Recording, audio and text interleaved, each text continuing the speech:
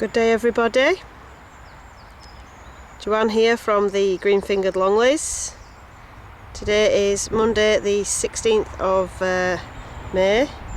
I've been doing quite a few bits and pieces down at the plot in the last few days, so this is just an update on our progress to date. Unfortunately, been doing what we can last week. The youngest, Andrew, he's just recovering from a bout of chicken pox, and unfortunately Jay had a bit of a bad night last night and has been up being sick, so I've got to get myself back home.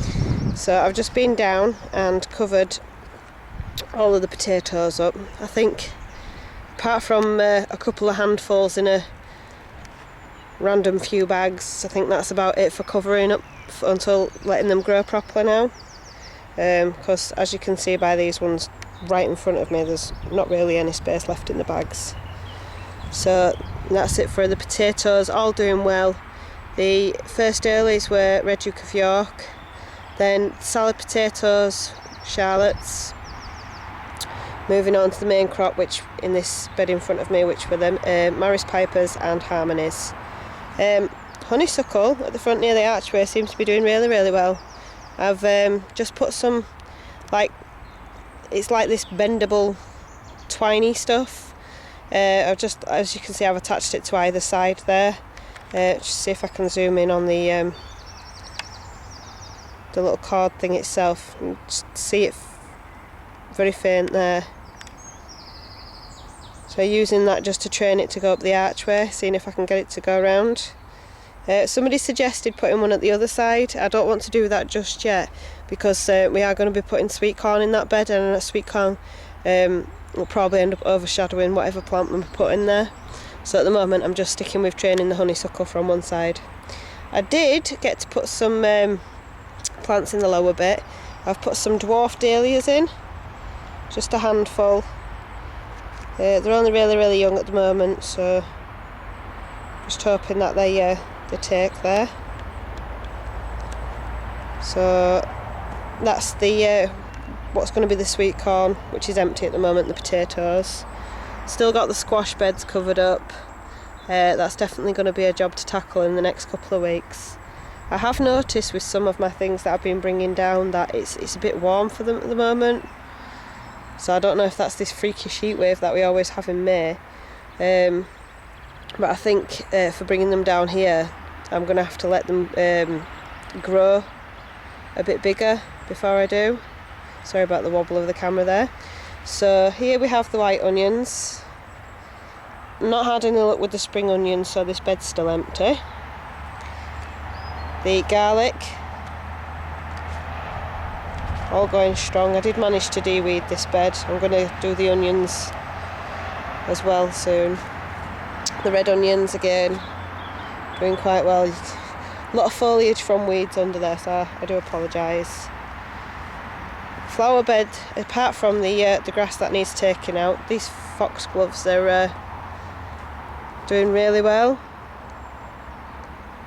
Can't wait for them to start flowering. I think at the moment the tallest one is about 3 foot high, so it'll look so much better when I get that de-weeded, degrassed, and a few low-level plants put in. That's my intentions anyway. Looking under this, I brought some cabbages down, which probably should have let get a little bit bigger. There's only that one at the back there that seems to be managing to cope with the weathering conditions down here. They're all going a little bit limp looking, like sunburnt leaves.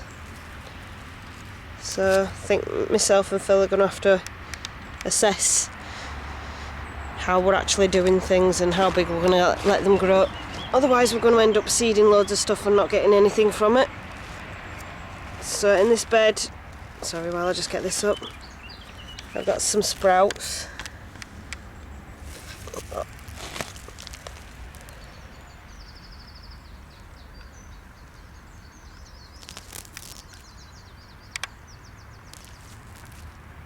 Not quite sure you can see them all. Some are surviving again.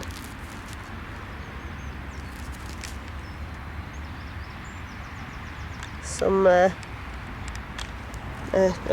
a bit exhausted from the heat. Sorry about this, I got to put the screen down, cover down at the same time. I'm not directly watering them because I know that can cause a problem as well with the sun that we've been having. So we decided to put some bottles in with some holes in the lids and just doing that way. But as I say, I think I may be putting the plants in too young, so I'll have to reassess. Again, another honeysuckle, doing quite well. Starting to train it to go up the fencing we've got. And got some more dwarf dahlias in this one as well. I put them in yesterday, so we'll see how they get on. I've got 2 planters at the end of the polytunnel. Not got round to getting a third just yet. These have got...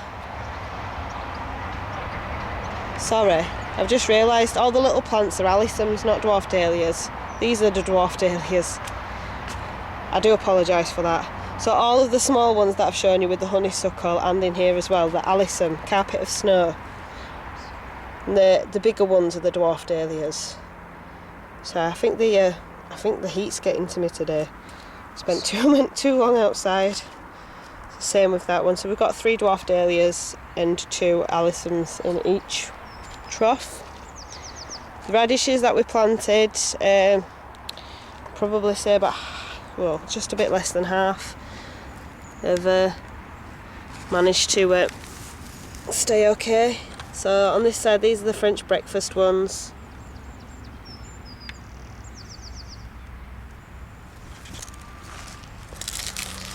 And on this side we've got the white icicle ones.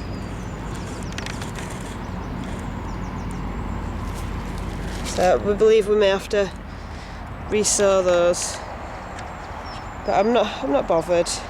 Swings and roundabouts with the gardening game. Thank you to Nora for her advice last year about nipping the blackheads off the strawberry flowers. I have been doing that this year. They seem to be beginning to bloom really, really nicely. Looking after them. Actually took runners off of these last year, which I'll get round to where they've gone in a minute. So they're all looking really, really well. Again, with the rhubarb on the end, the rhubarb plant seems to be doing really well. I think this variety, from what I got told by my grandparents, I think it might be cherry rhubarb, but we'll have to look it up. Another one that we've got at home is Victoria. It's got bigger stems to it. Blackberry bush, need to get down here and start training it on the fence one of the next times that we come. Table platform, still the same, still full of grass. It's going to get sorted in the coming weeks. Been doing what we can when we can. I'm thinking of bringing the cherry tree down and popping it in there, seeing if the bit more space in the soil can kosher it along, and if it doesn't, then it's probably going to get chucked because I don't think anything's happening with it. So, new beds. These little cluster of 4 is for the kids. One spare, obviously. I don't have 4 children, I have 3. So in the spare bed, which is going to be this one just here, I'm going to have what's called the yellowbird squash, and it's like it's called spaceship squash is its nickname. Really small ones and really fun for the kids, they're supposed to be. In this bed here, this is going to be Sophia's bed. Sophia's chosen to grow French beans this year. We've got some of the purple ones spare, so we're going to put some of them in there for Sophia. The runners from the strawberries, Jay said he wanted to grow strawberries this year, so we've put the runners in, the plants that came off the runners in this bed. So Jay's got 6 little strawberry plants growing in here. A couple of them have already got flowers on, so he might get a little bit of fruit in his own bed this year. Beer trap for the slugs. I have no idea if it's working at all. No, we've not got any, I don't think it's been wet enough for them to be out, to be honest though. Onions, Andrew's chosen to grow onions in this one.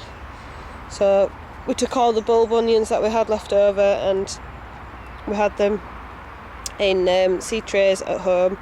So we've brought them down and we've put them in the bed for Andrew there. This little idea that I had, I'm going to either find troughs that are small enough to fit into the gaps and create flower beds. So I'll have like 3-tier flower beds on there, and something pleasant to look at, and obviously to attract the bees to pollinate the vegetables and the fruit. On this side, this one that stood up tall, I'm planning on putting sunflowers at the bottom of each one so that I can train them to go up, so that obviously they're a bit more supported, because we do get a fair bit of wind down here when it's windy. This area that's free here, leading across to the platform that's going to have the table on it, we're going to membrane all this, sit the pallet back on so we can put the table back on it, because it's level enough and obviously it's stable and secure for the kids to work around. We're hoping to get like some form of a bench to sit down on there. Sophia's been an absolute gem. She's done a bit more membraning for me. So we've now got all from the next side of the polytunnel across to where I've made the beds. That's all membraned nicely now, and also in between the beds. So I'll just take you up. So there's nothing in the long one at the end at the moment. I did put lettuce and parsnips in this one, but I think I need to work at the soil a bit more, or as I say, bring the plants down when they're a bit more established, because it's too warm or something for them here. I'm not 100% sure. Out of the 10 sugar pod peas that I planted at home, seeded, only 4 of them grew. So they've been brought down here, put in the ground next to the wigwams with the hope that they'll survive. I think there's a couple of them looking a bit weepy and sorry for themselves, so if we fail we'll carry on and put some more in, seed some more. This one that I've just done yesterday has got 2 gherkin plants in it, which I don't know if they're going to survive or not. We'll hope and see. And they've got 1 true leaf on each. Sorry, it's starting with that cough again. I've also put some lettuce in here. Again, I don't know if it's too humid for it or what, but they're looking a bit sorry for themselves.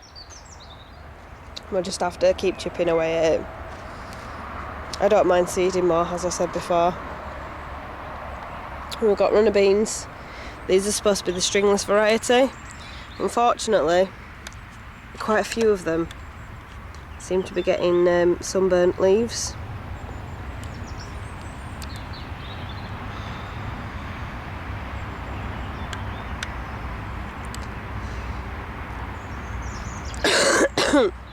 They are showing signs of their more true leaves forming, so another waiting game. Seemed to be okay, but I remember this happened last year, and then we had a massive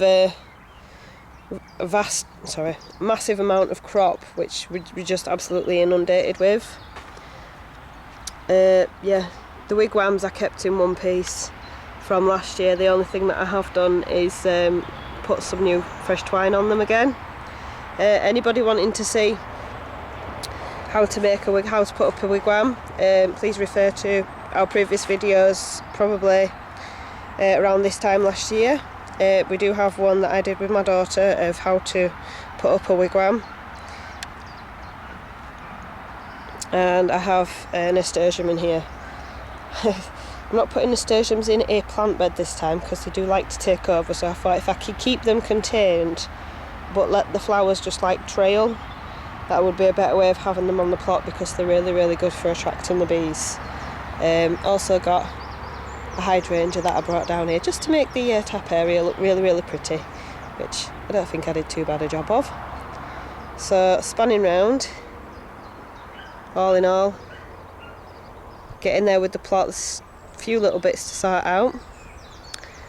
And last but not least, inside the polytunnel, I've got a couple of tomatoes going. These are the moneymaker ones. You can see just there. There's 2 of them at the moment. We are going to be purchasing some plant halos, Phil informs me, and help the plant get what they need when they need it. But at the moment, instead of watering directly, somebody gave the advice that tomatoes don't like to be watered directly, so we're putting it into the soil as per what we've done in the other beds. So that's it from our plot this week. Hope you've enjoyed the grand tour. Hope you like the new signage that's up on the shed. And until next time, bye for now.